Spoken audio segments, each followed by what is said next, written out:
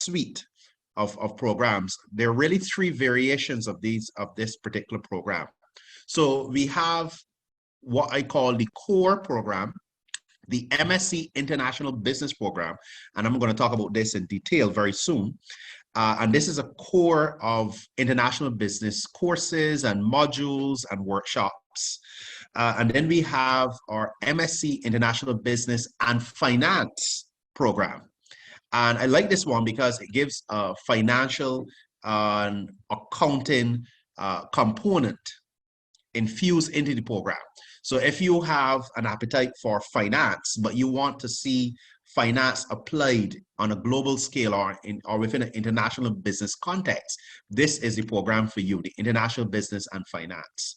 Now, we know that international business goes hand in hand with trade, and we wanted another variant of our core international business to have a relationship with the trade sector. As you know, if you look carefully at these programs, they represent the three major engines for Caribbean economies: international business, finance, and trade. And let me tell you, the trade program provides a wonderful encounter and experience with trade theory and trade practice as we know it within the Caribbean, even extra regionally. So I'll also be speaking to the content and the structure and other requirements and details surrounding these particular programs. Okay. Ms. Mahan actually hit the nail on the head when she said that our programs within the Careful School of Business and Management represent a hybrid orientation. And what that means is that when we started designing these programs, especially the international business programs, we wanted to pull a lot of the best practice content from comparable programs internationally, those that were accredited on a global scale, and merge them with a regional reality that we are experiencing here on the ground in the Caribbean. So that's what I call a hybrid orientation. So you get a program that readies you for the international community, but grounds you, however, within the realities of our Caribbean experience, okay? I would say the next important or essential feature of these programs is the fact that these programs have been effectively bringing together multidisciplinary perspectives with a strong practical and applied focus. So those are two key features there, in fact, because when you think about multidisciplinary perspectives, we're talking about an international business program where you are exposed to marketing, you're exposed to organizational behavior, human resource management. You're exposed to a cross-section of Caribbean literature and even a foreign language embedded in all of our programs. And of course, the second feature of that applied focus, we are not just about theory within this program, but we show you how to apply those theories and concepts to real world settings. And that's, I think, is one of the distinguishing features within our programs, especially the IM family of programs, the International Business family of programs.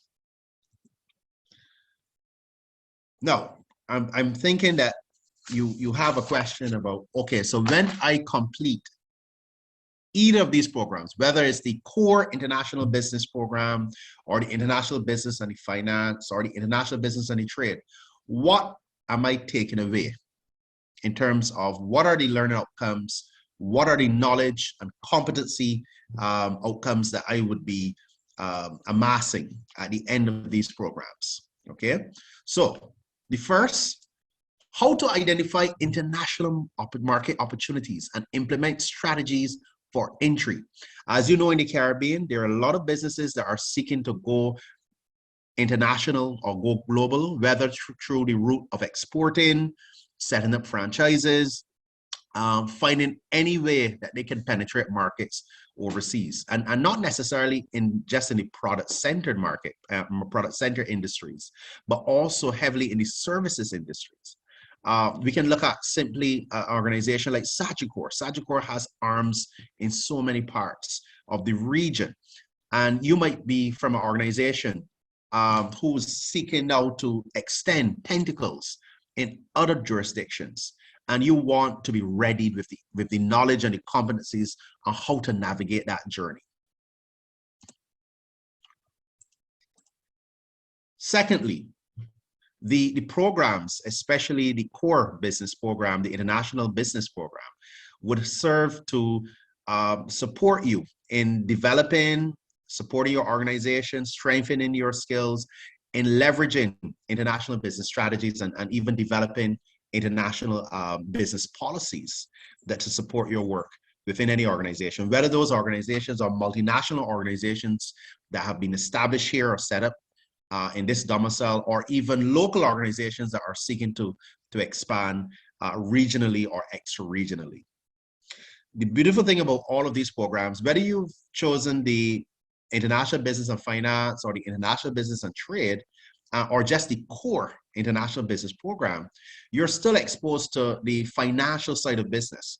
So you're exposed to the diverse and contemporary financial instruments and tools and techniques that are absolutely critical in surviving in international markets, especially dynamic markets.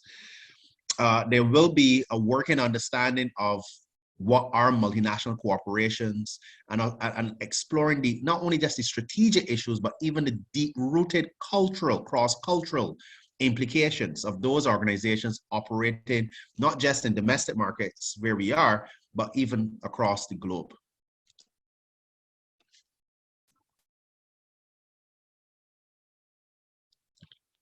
And I can go on about the various outcomes here, especially within the trade sector. If you are particularly interested in the international business and trade program, what I will tell you is that we go beyond international business strategy to look at foreign exchange markets and international transactions and treasury management, the intricacies of trade blocks and the implications of trade finance. This is a nice merger between trade and finance within all segments of the programs that we have offered here.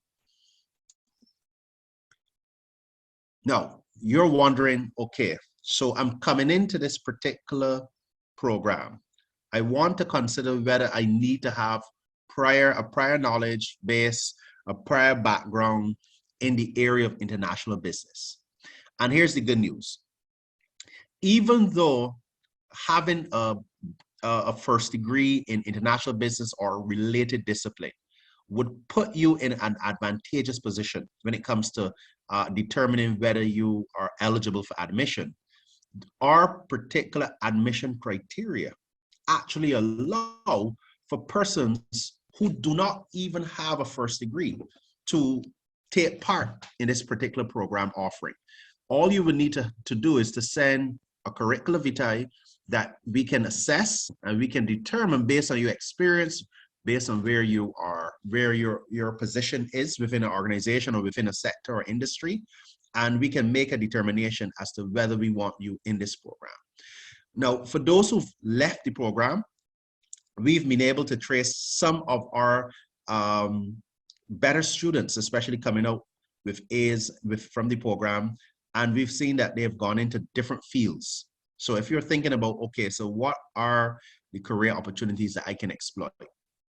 So from business consultant to logistic manager, purchasing manager, international trade managers, global headhunters, international product manager, and these are just a handful of those career opportunities that you can really exploit having graduated from our programs.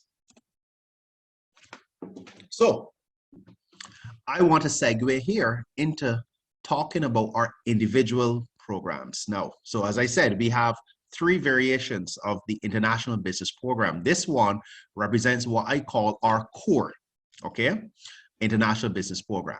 Now, we all know that employers are calling for workforces to be fully equipped with not just the theoretical, but also the practical and analytical competencies to be effective within the global and what we would call naturally the international environments.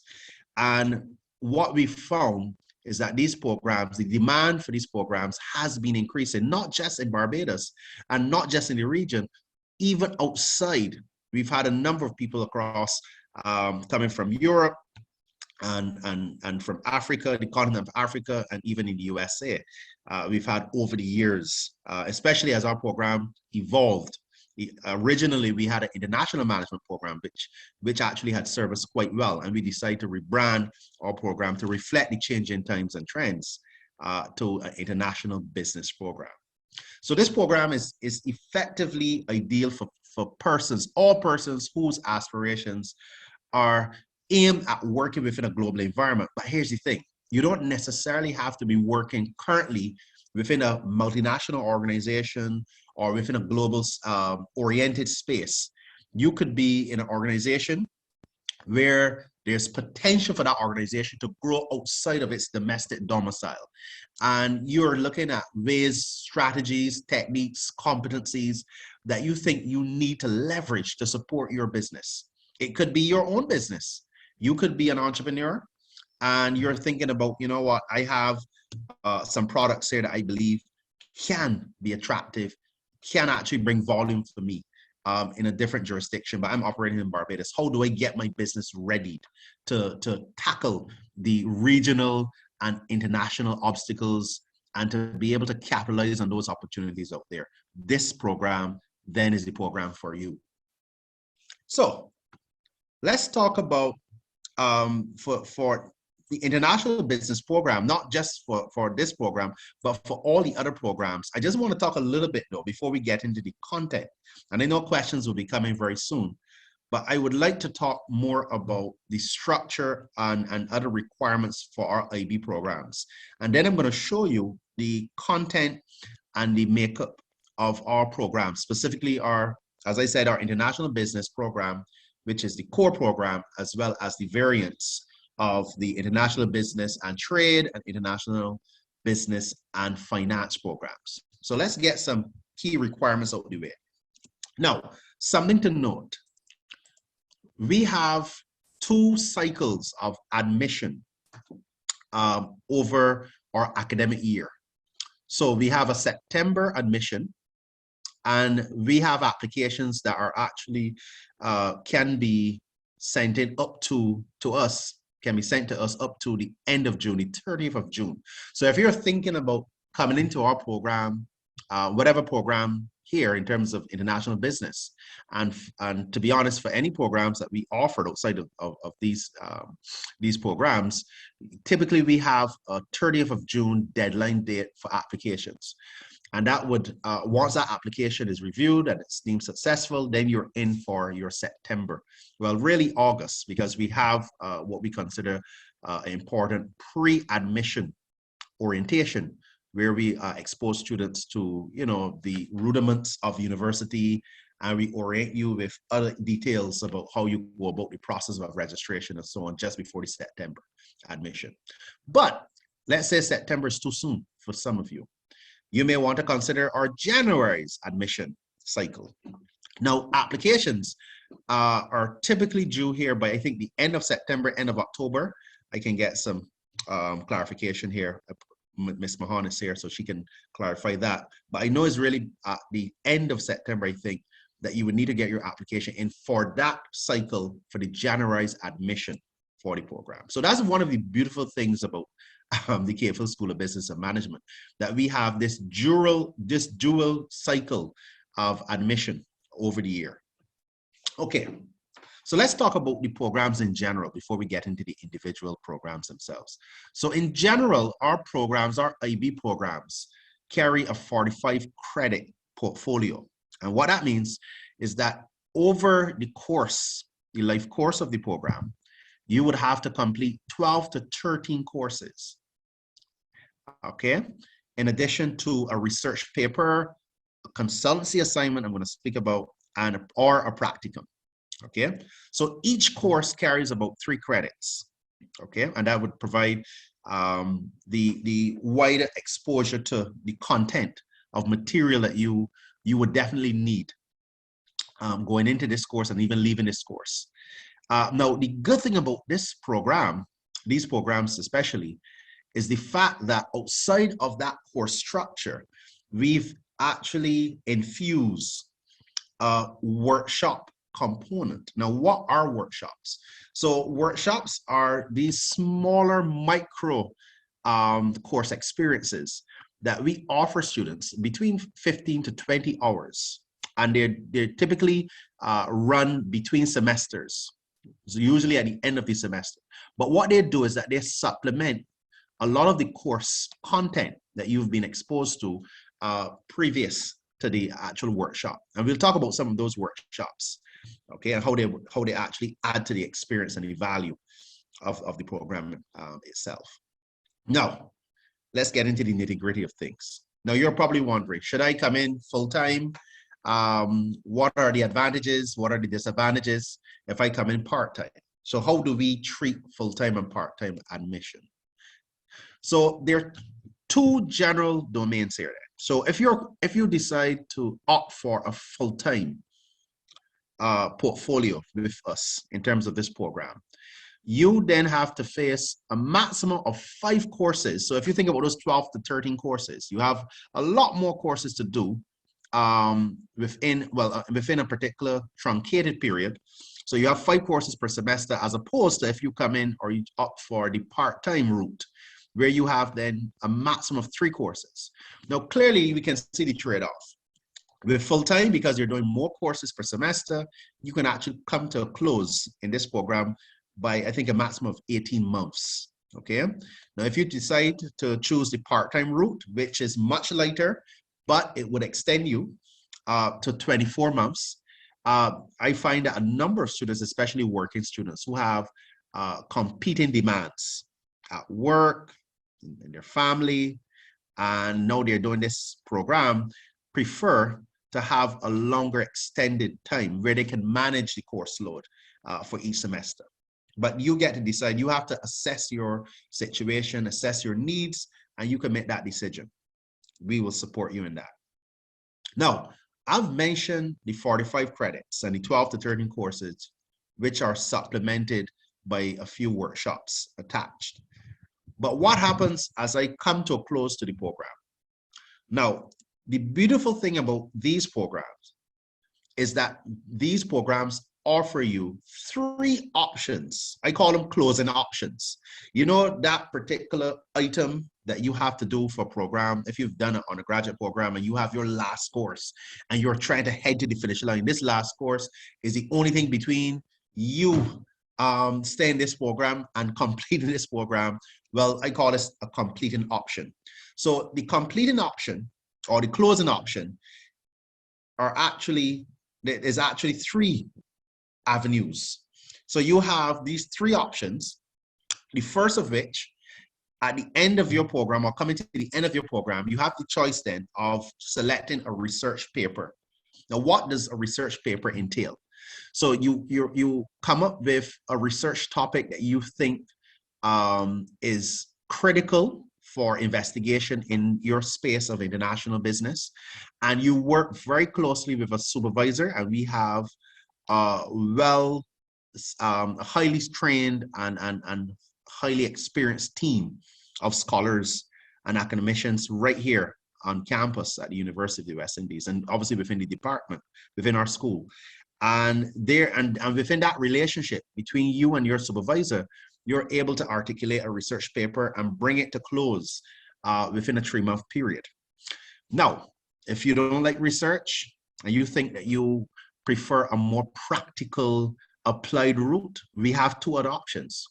So we found that a lot of our corporate related or corporate oriented students, those who prefer that applied route, would opt for what I call the consultancy assignment. And this one is a pretty attractive offering, because what this does is that you get to work with an organization on a particular topical issue or a subject matter that you think the organization needs to resolve. And you engage that organization as a consultant under the supervision of a supervisor who's attached to the organization and one who's attached to our school. And you go through that process to deliver a document known as a consultancy report that would provide the organization with tangible and practical recommendations on how to resolve that subject issue that you're trying to tackle at the outset of the consultancy. Now, this is comparable to what I call the third option, a practicum. The only difference between the consultancy and the practicum is that the practicum, you are working within the organization itself. So this is almost similar to how an internship works. And you're part of that organization. Again, you have that dual supervision where you have a supervisor who's attached from the organization over your work, and you are, and within that experience, you're providing obviously labor to the organization, but effectively you are completing what I call a practicum experience report. So you're documenting how you're using your the theories and the concepts and the material that you would have been exposed to that work environment. And in culmination, you generate a practicum report, which is then assessed by both supervisors. So your supervisor who's attached to the organization, as well as your academic supervisor. And I find that is also a popular option for those who want to take on that applied route to move away from the research paper. But that's the beauty of this program. We give you options. Diversity is the name of the game. Okay, I'm going to stop here because I know that we have about 2 participants, 2 attendees here. So just let me know if I'm going too fast, if there are any questions, because I know this deals with housekeeping matters in terms of admission requirements and the programmatic structure and so forth. But before I get into the programs, are there any questions that you would want to pose relevant to the material I've discussed up to now? Anyone? And Sonia, you can feed anything to me here. Not sure if anyone wants to say. Hi, Dwayne, Miss Mahan. Her internet seems to have dropped out. So okay. It's just me and you. Okay, excellent. So we have Marla. All right. So Marla is our main admin assistant here under the graduate school. And she is an excellent resource. Yes. Lisa asked if yes, part-time registration, if 24 months was the maximum time required. So I told her no.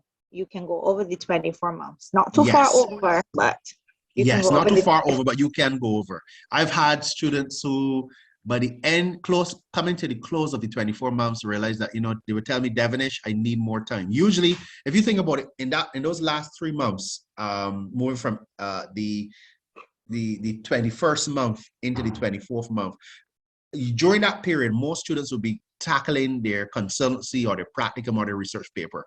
So you would find that there's so many challenges and demands out there. We are very flexible. So I remember allowing those students to have an extra semester.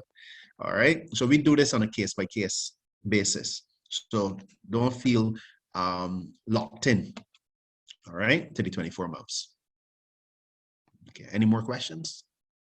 Not seeing any more questions in the chat. Okay. All right. Okay, guys, so I'm going to segue into these individual programs that we have. Now, for those who joined us just now, I would have indicated that we have 3 key programs that will be showcased here in this, presentation. So we have first our MSc International Business Core program. And just to give you a bit of the summary, so this program consists of 13 core courses. And if, as I said, along with a final research paper or an internship / which is a practicum, or a consultancy paper. So you have 3 options highlighted before that you can choose as your closing offering to bring this program to the end, all right, for graduation.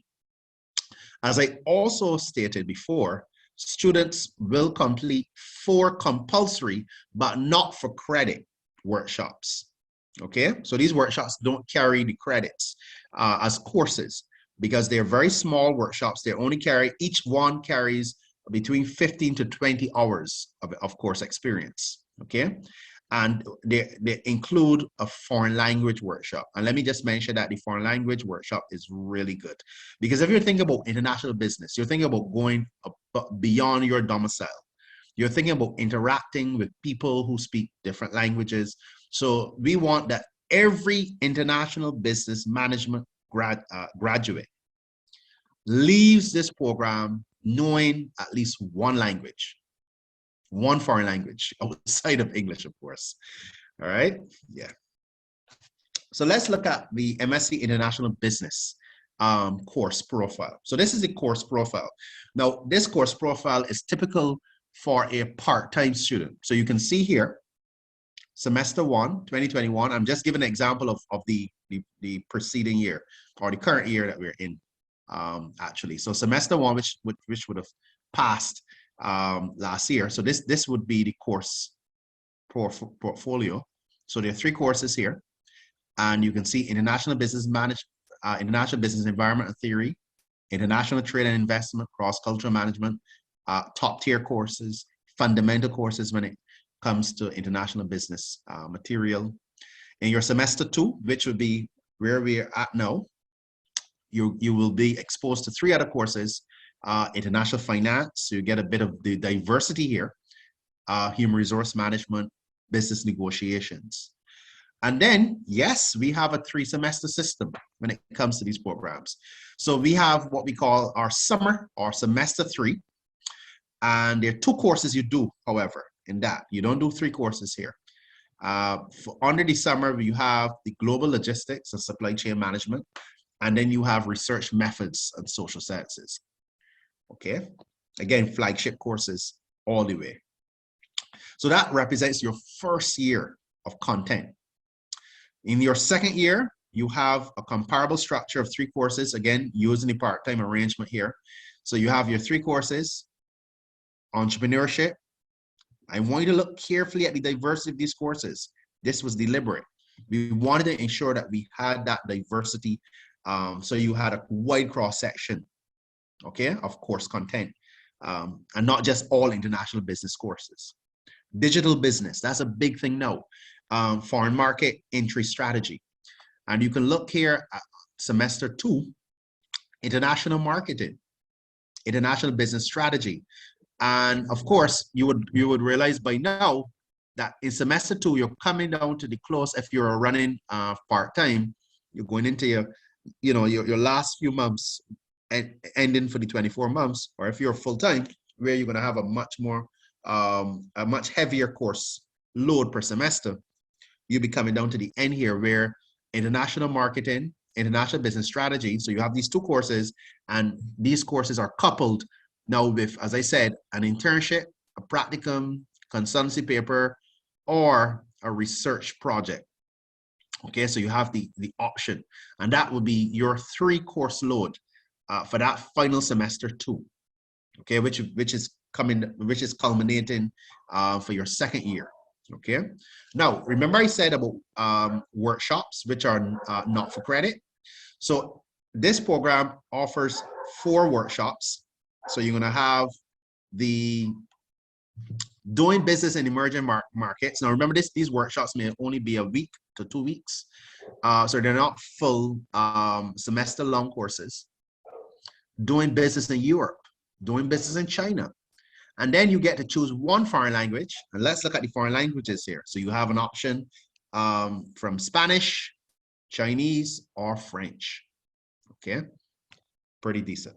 Now, I'm not sure how many of you, there are only 2 of you here, but if any of you is interested in the international business, are there any questions that you have to share with Marla on the content here, the course content?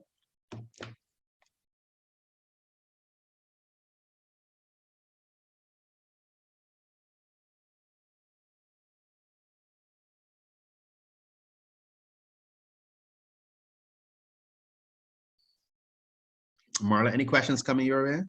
No, not as yet. Okay, excellent. Okay, you were able to. I think Beatrice has her hand. Question. Beatrice, yeah. Mm-hmm. You can put it in the chat or in the question and answer box.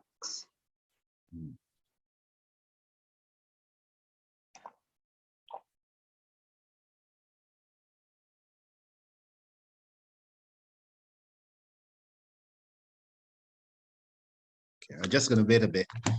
I don't want to go too far. So we're at the international business. Any question that you can think about that you need to ask? small group here. Am I missing?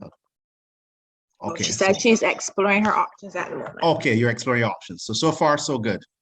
And I'm happy that Marla also responded to how the courses are going to be conducted. So we use something known as the HiFlex. And what HiFlex entails is a hybrid between face-to-face and digital or remote learning. So if you are, let's say, in a different country, you're not in Barbados, you're not on site, you can still access the program, okay? And the courses in the program quite easily, because we have everything built in a hybrid model where you may have people who may be on site receiving the material, and people who are actually receiving the same material simultaneously, concurrently, in a remote environment. Okay. Okay, so we have Ms. Mahan is asking for video. Hi. Yes. Hello again, everyone. My internet just dipped there for about 10 minutes. Prof. Devonish, my apologies. I didn't hear the last 10 minutes of your presentation. And I know that we are back to the Q. We're now in the Q&A section. I was just hearing you speak about the mode of delivery. Yes, so I was talking about the HyperFlex, what we call the HyperFlex, which allows for that concurrent dual modality of remote learning and face-to-face instruction. So I was making the point that, I mean, if you may find it, you may be in a different country and you may find it difficult to come on site. But the good news is that the program offered under a HyperFlex arrangement would dictate that you can stay wherever you are in whatever country once you have access to Wi-Fi connectivity and a device, and be able to tune into your courses, all right? At the same time, even observing people who are physically on campus. That's right, Sonia? Yes. Mm-hmm. Yeah, so that's what we call our HyperFlex modality. I'm jealous. Mm-hmm.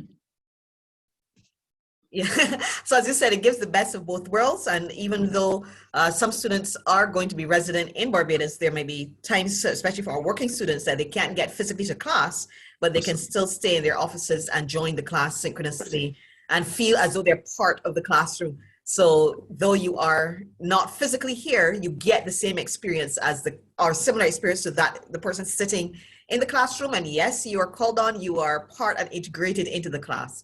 So you're not a visitor to the class, you're actually part and parcel of the class. Real time.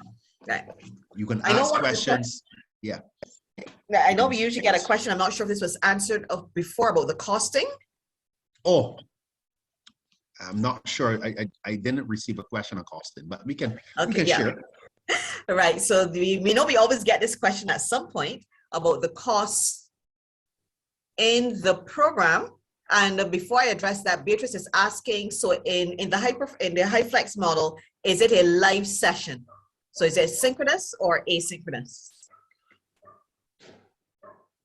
Okay, so you want to address that? Yeah. Yeah, I can address that. So the HyFlex model is synchronous. So you are actually there in real time. That's what real time means. So as the lecturer delivers, let's say if that lecturer is in person and he or she has a contingent of students on campus, and we have our technologies right there in the room, our cameras and so forth.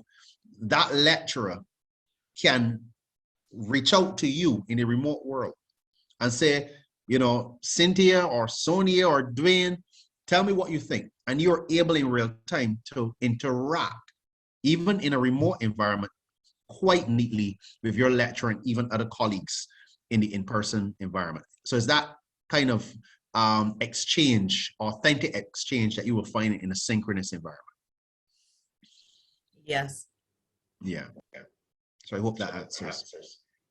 So what does all of this cost? Well, we have ensured to keep the costs within the to make sure that the cost is accessible to the people of the region. That is our first commitment as UWI. And therefore, the cost of our programs is 15,000 US for the entire program, and that's inclusive of materials. What do we mean by materials? That ensures you get a laptop as well as the resource materials for each course, which may include textbooks or other reading materials or other materials that you have to engage with during the course delivery. As you look around, and I know many of you are exploring what are the options that I have, we almost challenge you to find a value proposition as good as this one that will give you access to the type of material and the knowledge base and the persons who are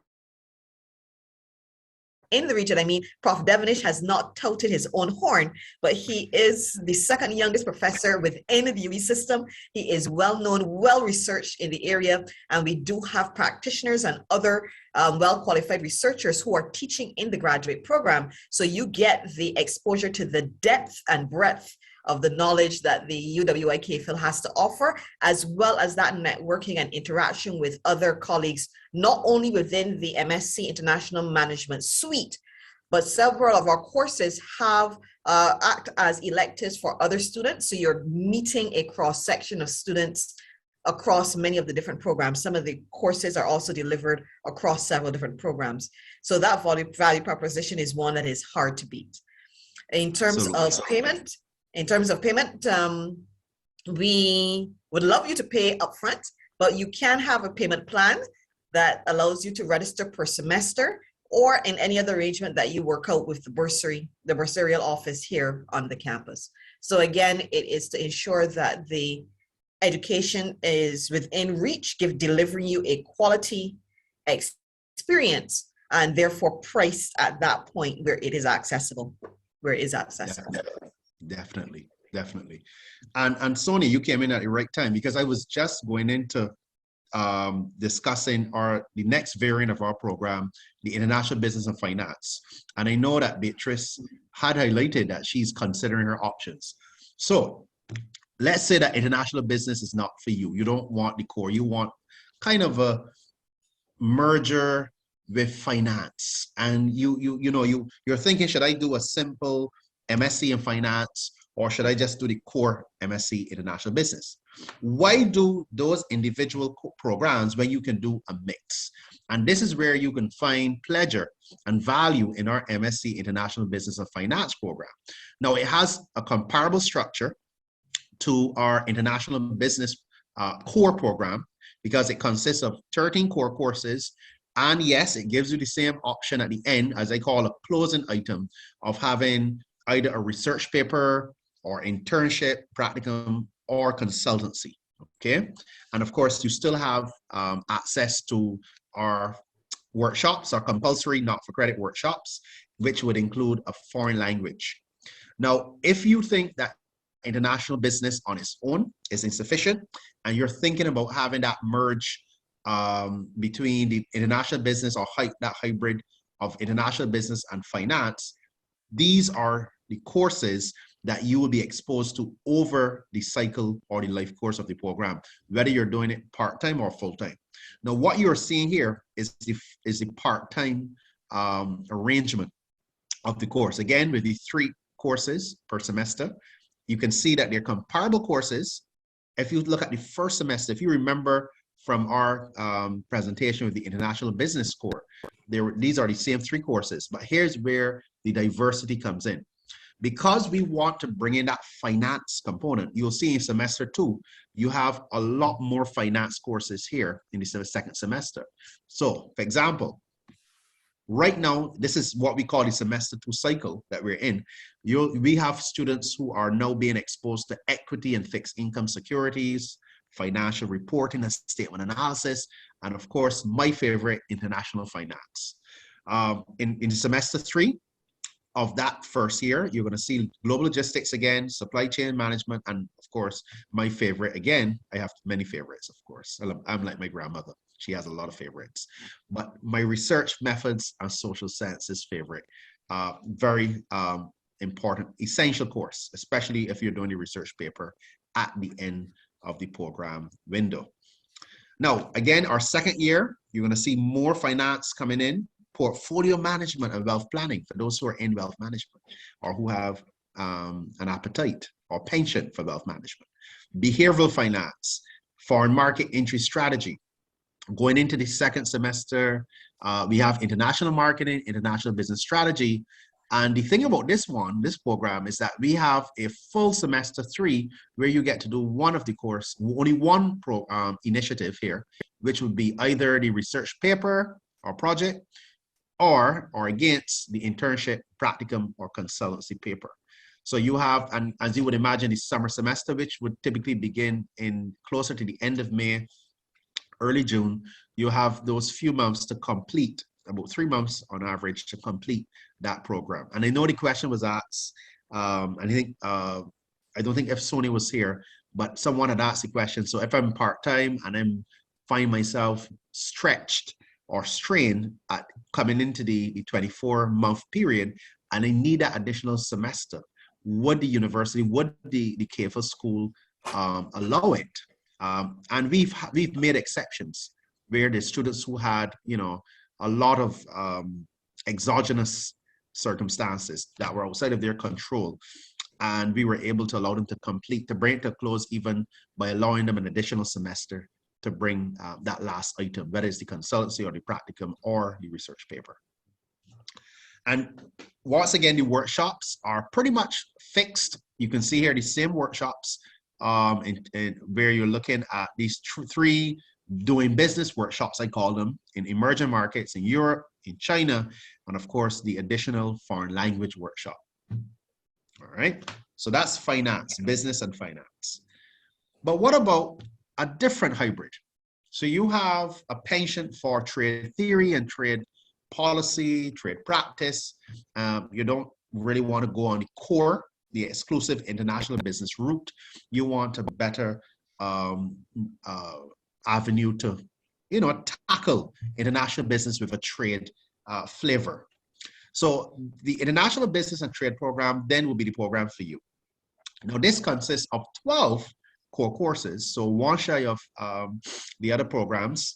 So this is 12 core courses, but it comes with the same final research paper as an option against your internship, practicum, or consultancy paper.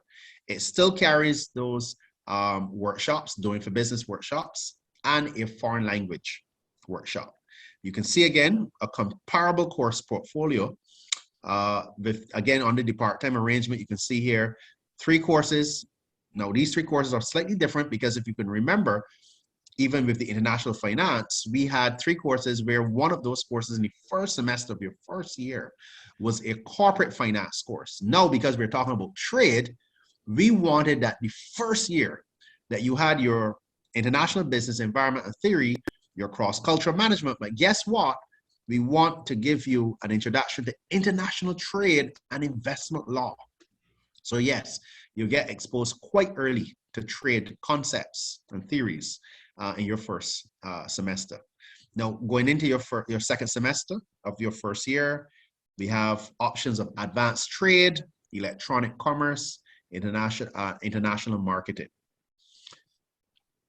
Semester 3, global logistics, supply chain management. You have some research methods, and research methods is really a permanent fixture in these programs, as you would imagine. We want you to also have an appreciation for all things scholarly, and that is where you're going to find research methods of tremendous value. In your second year, we're going to bring you into now more, I would say, more complicated courses. And when I say complicated, not necessarily difficult, complicated in the sense that they are really mixing a lot of advanced concepts now. So they're building from the previous courses. So in these what I call complex or complicated courses, not using the negative connotation of complication, but the fact that they're bringing together so much material. For example, trade aspects of regional integration, CARICOM and the CSME. Remember I said at the outset that we wanted programs that had the international appeal, but carried or maintained the regional flavor? Yes. So this is one of those regionally flavored courses. They trade aspects of regional integration, CARICOM and CSME. So this builds from your first course, Introduction to International Trade and Investment Law, but kind of hones in on what our regional experience looks like when it comes to trade. And of course, our contemporary Caribbean trade policy is a beautiful supplement to that. And now, as we close off in semester 2, we have, then you have your international business strategy, and you compare that with either, again, a research paper, internship, or consultancy project. And of course, same structure of workshops, including your foreign language workshop, where you can choose from Spanish, Chinese, or French. All right.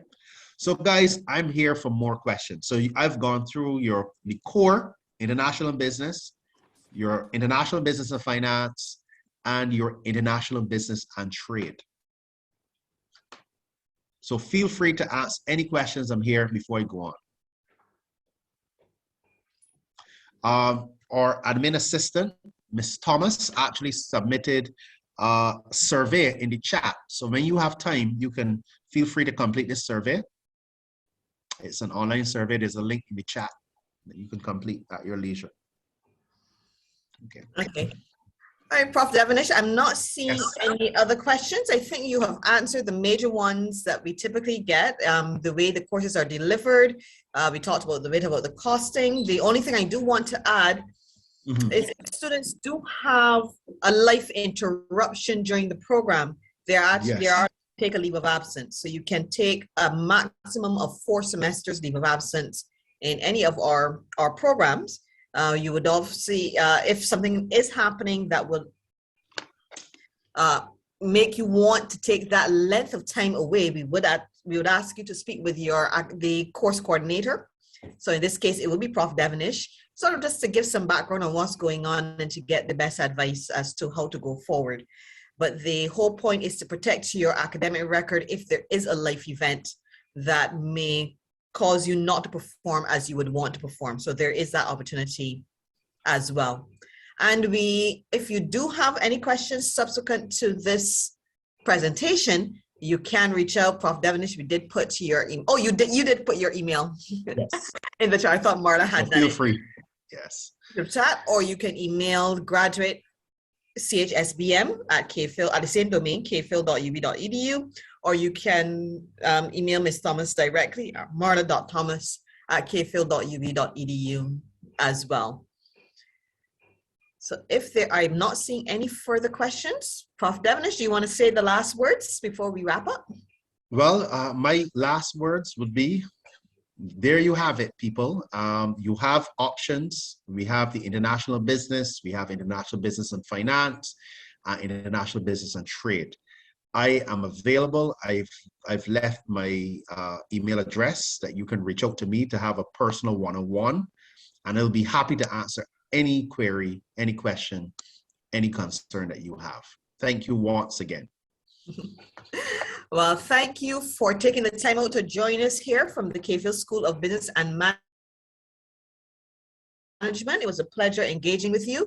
Thanks to our admin team for putting this together, Ms. Thomas and Ms. James, who organized the session. If you have any questions, don't hesitate to contact us and let us answer those questions for you. As Prof. Devonish had indicated, the first deadline for September is June 30th. If you're interested in a January start, then that will be, usually is October, the end of October. But don't delay. The quicker you get your documents in and so on, the quicker you can get a response from us, especially if there are any questions that you may have. So again, thank you for attending today's information session. Thank you, Prof. Devonish, for taking the time out of your schedule. We know what your schedule looks like, so we really appreciate you being here this evening. Thank you all. Okay. Have a great one and be safe. Bye. Good night, everybody. Good night. Good night. Bye. Have a great one. Thanks, you too. Bye-bye. Bye-bye.